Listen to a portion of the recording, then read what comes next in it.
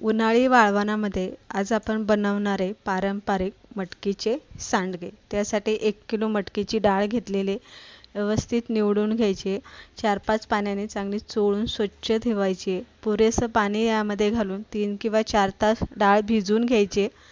डाळ वाटताना आपल्याला यामध्ये पाणी चांगलं चाळणीने निथळून घ्यायचं। 5-6 आल्याचे तुकडे घालायचे आणि दरदरीत अशी डाळ आपल्याला ही पिसून घ्यायची।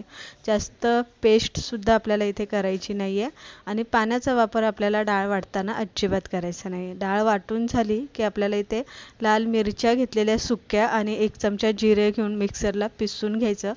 त्यानंतर धने पावडर, हळद, थोडासा हिंग घालायचं आहे आपल्याला यामध्ये आणि थोडंसं लाल तिखट घालायचं आहे आणि चवीप्रमाणे पुरेसे यामध्ये मीठ घालून घ्यायचे आणि एकदम बारीक चिरलेली कोथिंबीर यामध्ये घालून व्यवस्थित आपल्याला डाळीमध्ये मिक्स करून घ्यायचे।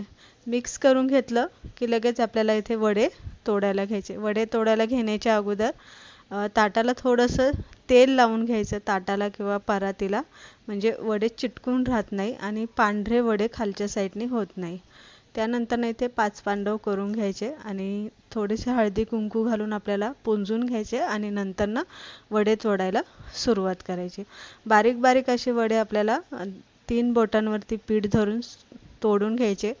तोडून झाले की उन्हाला 3 दिवस चांगले कडकडीत असे वाळून घ्यायचे। म्हणजे चांगले वाळवले की कीड किंवा बुरशी किंवा भुरा, जाळी वगैरे अजिबात लागत नाही। वाळवल्याच्या नंतर कलर तुम्ही बघू शकताय, छान असा लालसर आलेला आहे, कडकडीत वाळवले गेलेले। वर्षभर तुम्ही हे भाजीसाठी वापरू शकता। तुम्हाला ही वाळवणाची रेसिपी आवडली असेल, लाईक करा, शेअर करा।